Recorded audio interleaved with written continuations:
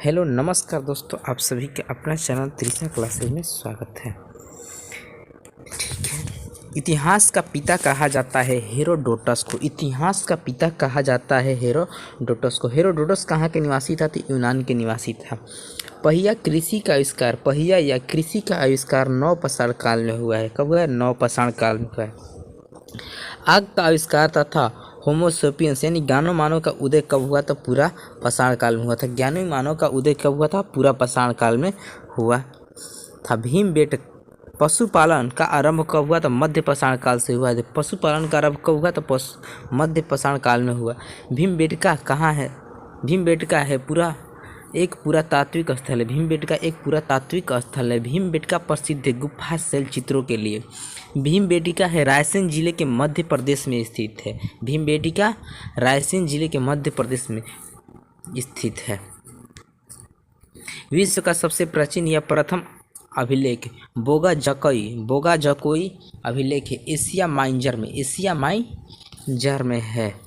Minor में है। मानव ने सर्वप्रथम आग जलाना सीखा था। मानव सर्वप्रथम प्रयोग किया था कौन सी धातु? तांबे धातु का। सबसे पहले पालतू बनाया गया कुत्ते को। सिंधु सभ्यता का काल 2500 से 1750 ईसा पूर्वी है। सिंधु घाटी सभ्यता थी आदि ऐतिहासिक। सिंधु सभ्यता प्रसिद्ध नगर नियोजन हेतु सभ्य सभ्यता की लिपि थी भाव चित्रात्मक लिपि थी। सिंधु सभ्यता का लोगों का व्यवसाय क्या था? तो कृषि था। सिंधु वासियों का मुख्य फसल कौन सी थी?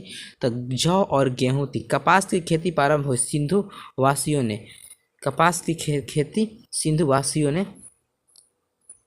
की थी। सिंधु सभ्यता का पूर्व एवं पश्चिम पूरा स्थल है क्रमशः आलमगीरपुर मेरठ के उत्तर प्रदेश में तथा सूतका गंडोर ये बलूचिस्तान में है। सिंधु सभ्यता उत्तरी और दक्षिण पूरा स्थल, ठीक है। मांड अखनूर जम्मू कश्मीर एवं दाइमाबाद अहमदाबाद महाराष्ट्र में है। अहमदनगर महाराष्ट्र में। आलमगीरपुर स्थित है हिंडन नदी पर स्थित है। मांडा स्थित है चिनाब नदी के किनारे। सिंधु सभ्यता थी नगर सभ्यता थी। सिंधु सभ्यता का विस्तार त्रिभुजाकार में हुआ था। सिंधु सभ्यता का प्रमुख बंदरगाह लोथल है। लोथल स्थित है भोगवा नदी के किनारे। लोथल स्थित है। भारत में हड़प्पा के विविध स्थल राखी गढ़ी हिसार हरियाणा में घाघरा नदी के तट पर है। सिंधुवासी पूजा करते थे पशुपतिनाथ की पूजा करते थे। सिंधु सभ्यता के बारे में सबसे पहले जानकारी चार्ल्स मेसन ने 1826 में दिया था।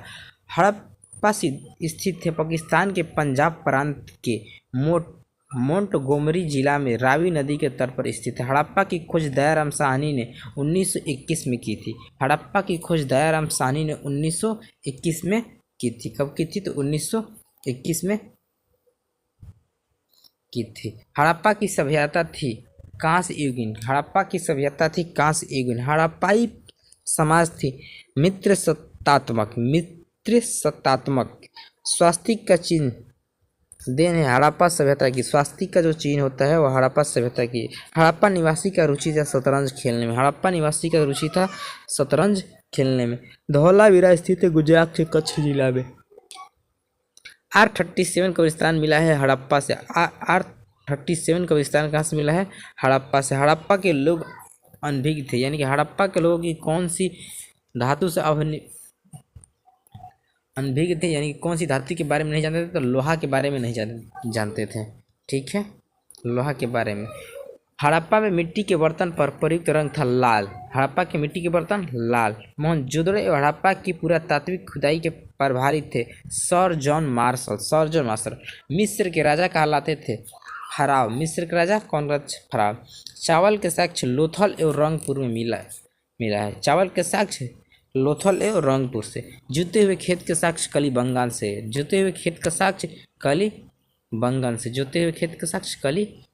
से।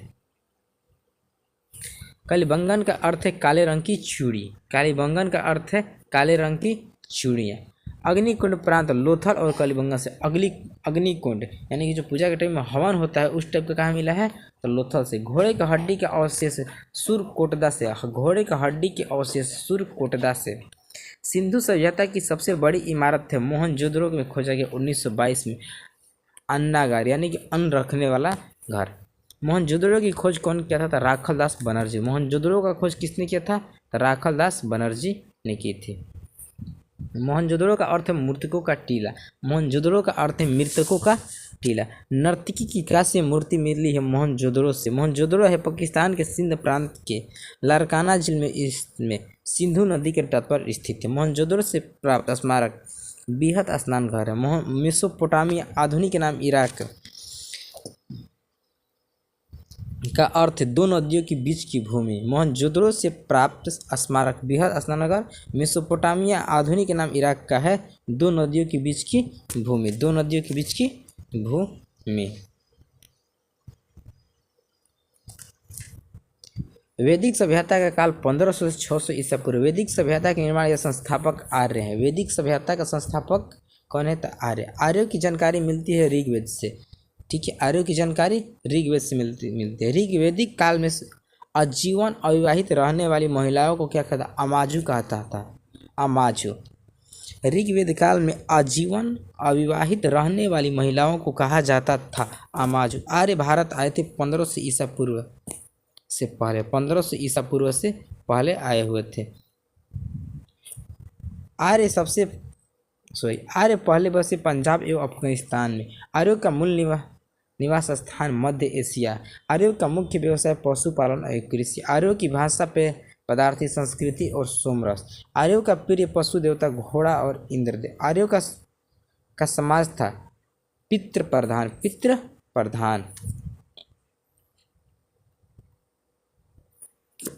वेद व वेदांगों की संख्या कितनी हैं, 4 एवं 6। सबसे प्राचीन वेद ऋग्वेद है। सूक्त इसमें 1028 है। ऋग्वेद के संकलनकर्ता कृष्ण द्वैपायन वेद व्यास हैं।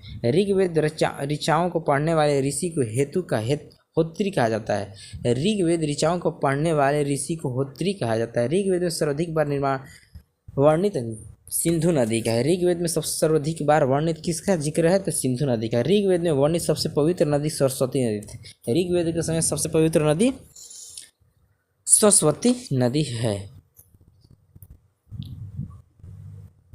ऋग्वेद में गंगा या यमुना का एक उल्लेख 1 या 3 बार है। ऋग्वेद में वर्णित प्रमुख देवता इंद्र पुरंदर है। गायत्री मंत्र है ऋग्वेद के तीसरे मंडल में। गायत्री मंत्र ऋग्वेद के तीसरे मंडल में। गायत्री मंत्र के रचनाकार है विश्वामित्र। गायत्री मंत्र का रचनाकार है विश्वामित्र। गायत्री मंत्र समर्पित है सूर्य देवता सावित्री को। गायत्री मंत्र समर्पित है सूर्य देवता सावित्री को। सूर्य देवता सावित्री को। 10 राजाओं का युद्ध का उल्लेख मिलता है ऋग्वेद के 7वें मंडल से। 10 राजाओं यानी कि 10 राज्य युद्ध का उल्लेख मिलता है ऋग्वेद के 7वें मंडल में। 10 राज्य युद्ध लड़ा गया परुषण यानी कि रावी नदी पर। कहाँ, रावी नदी के तट पर बीच। वे 8वें मंडल की ऋचाएँ कहलाती है। 8वें मंडल ऋचाएँ कहलाती है खील। 8वें मंडल यानी ऋग्वेद 8वें मंडल की ऋचाएँ क्या कहलाती है, खील। सोम देवता को समर्पित है 9वें मंडल सोम देवता के लिए समर्पित है। ऋग्वेद के 9वें मंडल सोम देवता के लिए समर्पित है। ऋग्वेद में सबसे बाद निर्माण 10वां मंडल, ठीक है। ऋग्वेद की मूल लिपि थी ब्राह्मी लिपि। ऋग्वेद की मूल लिपि ब्राह्मी लिपि। वैदिक काल में स्थित।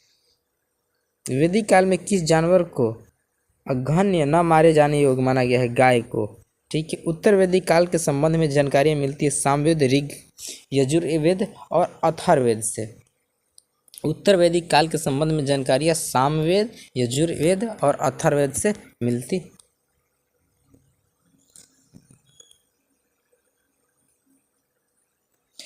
गोत्र शब्द की उत्पत्ति उत्तर वैदिक काल में है। गोत्र शब्द की उत्पत्ति उत्तर वैदिक काल में। उत्तर वैदिक काल के प्रमुख देवता प्रजापति, ठीक है। उत्तर वैदिक काल के प्रमुख देवता प्रजापति। उत्तर वैदिक कालीनी समाज 4 वर्णों में विभक्त था, ब्राह्मण, क्षत्रिय, वैश्य और शूद्र। वैश्य और शूद्र।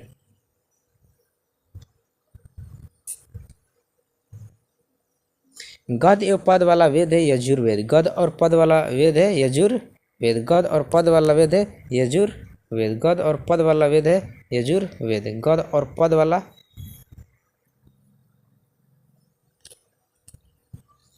यजुर्वेद। यज्ञ संबंधित विधि विधान यजुर्वेद में। तंत्र मंत्र संग्रहित वेद है अथर्ववेद। भारतीय संगीत का जनक सामवेद। भारतीय संगीत का जनक सामवेद। सामवेद या यजुर्वेद के मंत्रों का उच्चारण करने वाले ऋषि कहलाते उद्गात या अध्रवायु। अध्रवायु कहलाते हैं। इतरेत ब्राह्य संबंधित है ऋग्वेद से। इतरेत ब्राह्य संबंधित है ऋग्वेद। 25 ब्राह्मण संबंधित है सामवेद से। 25 ब्राह्मण संबंधित है सामवेद से। गोपथ ब्राह्मण संबंधित है अथर्ववेद से। शतपथ ब्राह्मण संबंधित है यजुर्वेद से। किससे? यजुर्वेद से। पुराणों की संख्या कितनी? 18। इसका अध्ययन करने वाले प्रथम मुसलमान अलबरूनी। पुराणों का अध्ययन करने वाला प्रथम मुसलमान अलबरूनी। पुराणों के संकलनकर्ता लोमहर्ष एवं उग्रश्रवा था। पुराणों का संकलन करता लोमहर्ष एवं उग्रश्रवा। सबसे प्राचीन पुराण मत्स्य पुराण है। सबसे प्राचीन पुराण मौर्य वंश की जानकारी विष्णु पुराण से। मौर्य वंश की जानकारी विष्णु पुराण से। विष्णु पुराण से है। मौर्य वंश की जानकारी विष्णु पुराण से है। सतवाहन वंश की जानकारी मत्स्य पुराण से। सतवाहन वंश की जानकारी मत्स्य पुराण से। गुप्त वंश की जानकारी वायु पुराण से। उपनिषद विषय वस्तु के दर्शन का। उपनिषद विषय वस्तु है दर्शन का। दर्शनों के सर्वाधिक प्राचीन सांख्य दर्शन है। दर्शनों के में सर्वाधिक प्राचीन सांख्य दर्शन है। न्याय संख्या दर्शन के प्रवर्तक कौन है? गौतम कपिल। योग मीमांस दर्शन के प्रवर्तक है पतंजलि जैमिनी। ब्राह्मण ग्रंथ संबंधित थे कर्म कांड से। ब्राह्मण ग्रंथ संबंधित थे कर्म कांड से। उपनिषदों की संख्या 108, प्रमाणित है 13। सत्यमेव जयते लिया गया है मुंडको उपनिषद से। सत्यमेव जयते लिया गया है मुंडको उपनिषद से। तमसो माँ ज्योतिर्गय तथा उग लिया गया है विद्यारण्य उपनिषद से। विद्यारण्य भारत की प्रथम कानूनी पुस्तक है मनुस्मृति। भारत की प्रथम कानूनी पुस्तक है मनुस्मृति है।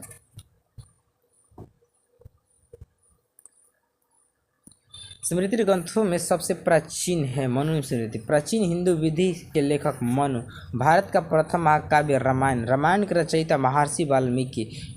भारत का सबसे बड़ा महाकाव्य महाभारत। महाभारत के रचयिता है महर्षि वेद व्यास। महाभारत के रचयिता महर्षि वेद व्यास। महाभारत का अन्य नाम है जय संहिता, यानी पुराना नाम भी जय संहिता। महाभारत का फारसी अनुवाद राजमा नामा नाम से किया था। बदायूं ने 16वीं